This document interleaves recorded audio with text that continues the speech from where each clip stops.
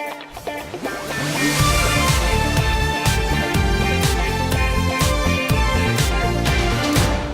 guys, welcome back to the channel. Today we're back for another top 10 video. We're going to be taking a look at my top 10 favorite Ninjago plot twists. In my own words, the plot twist would be something that happens in the development of the plot that drastically would change what the plot was expected to be, and is definitely something that would not be expected. So yeah, in this video we are going to take a look at 10 of Ninjago's best plot twists for me. So yeah, we'll start off with number 10 now. In 10th place, we have the reveal of the Green Ninja's identity, and I'll first explain why this isn't really higher up in the list. This was one of the biggest plot points of the first season, and I guess you would expect it to be higher up on the list, but for me it's not actually going to be. That's because the way I see it, there was definitely a lot of proof to suggest that Lloyd would be the Green Ninja. First of all, there was the green 5 on his shirt, with 5 being the 5th ninja, and green being completely self-explanatory. And then the other part of it is, what role otherwise would Lloyd serve? So that's definitely a question that is kind of easy to answer in my opinion. And yeah, the Green Ninja role definitely makes a lot of sense for him. However, this plot twist was definitely really game-changing as it totally affected the final battle and how that would play out. And instead of making it a completely emotionless battle, it would actually lead off to some emotional standoffs between Lloyd and his father. And it completely set the stage for a future conflict, as well as establishing some of the future conflict that would occur and some of the emotions that would occur with Lloyd and his father. In 9th place, we have Cole's transformation into a ghost in Season 5. And the reason I would view this as a plot twist is because Cole really didn't have much of a role in Season 5 at all, up until this point, and it was just super unexpected. The other thing is that Cole really didn't have any relationship with Yang, so him turning into a ghost was definitely pretty unexpected. With other events such as Lloyd being possessed by Moro, they both were into that Green Ninja story, with Moro wanting to become the Green Ninja and Lloyd actually being the Green Ninja, so it did make total sense. But with this one, it was definitely a plot twist for me because there was no real correlation between Cole and Yang, but this did definitely sow the seeds for a future relation with Cole and Yang, although it might not have been the best one. But yeah, this scene was just amazing, and it definitely was a great plot twist that added something to Cole's character, especially in this season, although later that would kind of go downhill. In 8th place, we have Nia's death and the time reversal at the end of Season 6. And this is one of the reasons why I really do love the time reversal of Season 6. It was just totally unexpected, and it was totally unique. We'd never seen this in Ninjago up until this point, and to this day, I would still say that it is definitely one of the most unique endings that Ninjago's given us. In the past, we've seen, of course, a character dying and the team kind of being in ruin. In the past, we've also seen some minor cliffhangers, as well as the usual ending, which is usually going to be the villain being defeated. But never ever had we seen this, where the villain is actually defeated in a completely different way. This way, of course, was by process of the time reversal, which eliminated all of the events in Skybound. The other part of this placing is going to be Nia's death, which was eventually the trade-off for Nauticon being shot with the Tiger Widow Venom. It all should have went well, which is why this really is a plot twist. It was a pretty simple job, and all they really had to do was catch Nauticon and shoot him. But in the end, Nia is actually sprayed with that venom, leading to her death. And that is a pretty big plot twist in my opinion, because it was a simple job, and Nia just interfering with that was definitely kind of chance. The reveal of the dragon armor actually being useless and not actually controlling Firstbourne is going to take 7th place. This, of course, was in Season 9, and throughout the season, the main reason for wanting the dragon armor was, of course, because it actually controlled Firstbourne, and Iron Baron wanted to use that power in order to keep his fellow dragon hunters in check. And the majority of the season, we as the viewers had actually believed that this would be the case and that the dragon armor would control Firstbourne. Once the ninja recovered it, they could have her dragon send them home. But actually, this is not the case. What I love about this plot twist is that it's actually fully justified and it makes total sense. It doesn't just come out of the blue like some other plot twists have.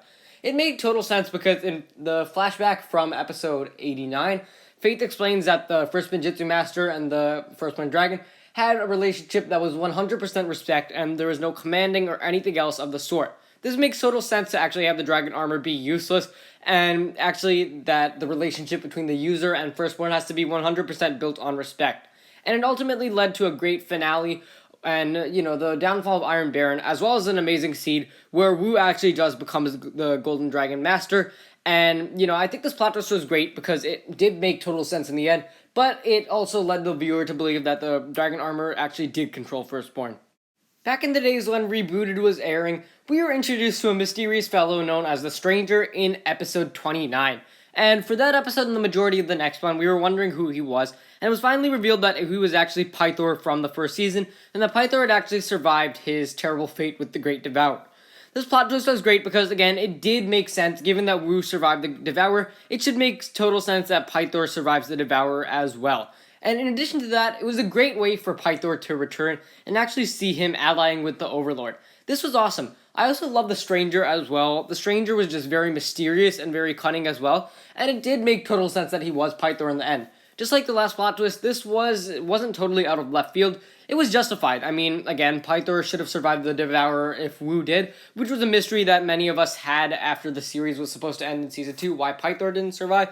And it also does it great because it actually redesigns Pythor in the process, another change that did make sense. So it didn't give it totally away by actually having the Stranger be purple or something. And this secret was definitely well kept, of course, except for that whole credits thing where it actually credited the Stranger's voice as Pythor in episode 29. But aside from all of that, this was definitely a very good plot twist, in my opinion.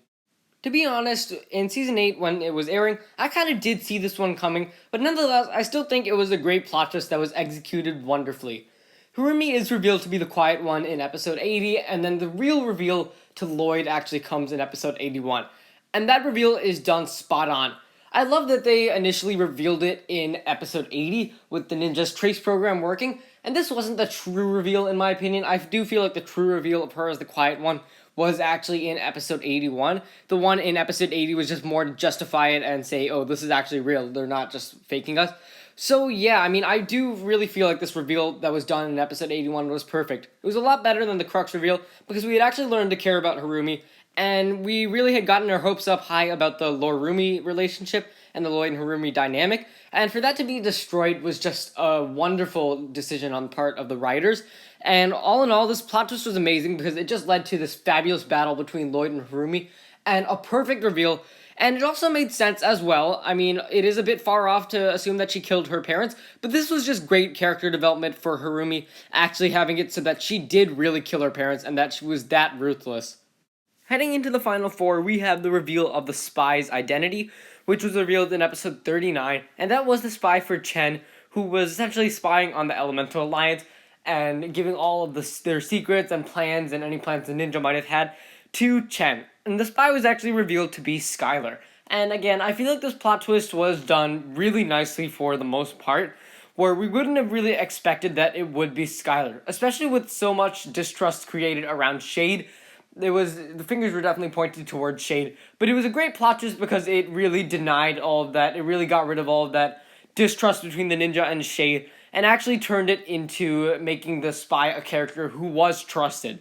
And that is why this really is a great plot twist. It's also a great plot twist because it revealed that Chen was actually the father of Skylar, which was really good, a really good writing move on the Hageman's part. And I thought it was a great idea. Again, we really didn't know much about Skylar up until then, and then this is the biggest piece of information we had gotten about her, and it tied in wonderfully with about why she was exactly the spy, and it did make total sense. And in third place, we have the reveal of the original Samurai X's identity, not the second Samurai X who turned out to be Pixel, but actually the very first Samurai X back in Season 1, who ended up being Nia. And the reason why this was a plot twist and why this was so big is because we didn't really know much about this character, the Samurai X, at all. It was kind of assumed that it was a male character who was very strong and, all the girls were falling for him. But no, actually, it turned out to be Nia, and that's why it really is a great plot twist. It kind of builds up in the sense that it is expected to be more of a male character, and that is kind of how they trick us with this one. But it actually turns out to be Nia, and we get to see an entirely different side of Nia that we had never really seen. The inventive side of Nia that loved to toy around with machines, and was very creative as well as very smart.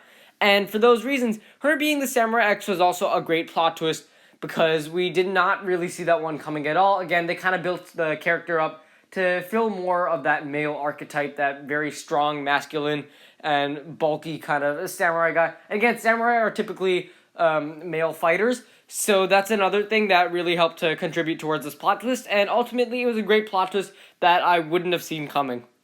And in second place, whether you would consider this to be a plot twist or not is up to you, but I of course do. It is actually going to be Zane's death in Season 3. And I'll explain why it was a plot twist in my eyes. There was no foreshadowing towards this at all. the tone of the season had never really hinted towards death of a character, and it was certainly never as extreme as this scene actually was. There was no hinting at all, and the season was just pretty much a normal tone for a season, and of course, while Zane was the focus, there was no hinting at all that we would get this extreme of a scene, to the point where Zane actually does die. And again, this drastically changed the plot. We could have had a normal ending, but instead we have an ending where the ninja team is pretty much torn apart and devastated following the loss of their friend. And this is just an amazing scene as well as a great plot twist, because we really did not see this one coming, or at least I didn't. You know, regardless of any theories or leaks, just watching the season on its own, I definitely could not have seen this one coming. There was no hinting at all towards any kind of sacrifice needing to be made. In the end, it led to this perfect sacrifice scene. And in first place, we have the mother of all plot twists, that being Zane is a Nindroid. And this was revealed only 7 episodes into the series, which I think was definitely a great decision rather than revealing it later. We had gotten used to the idea that Zane was a human, but not so used to the idea that there was, it was going to be really unbelievable.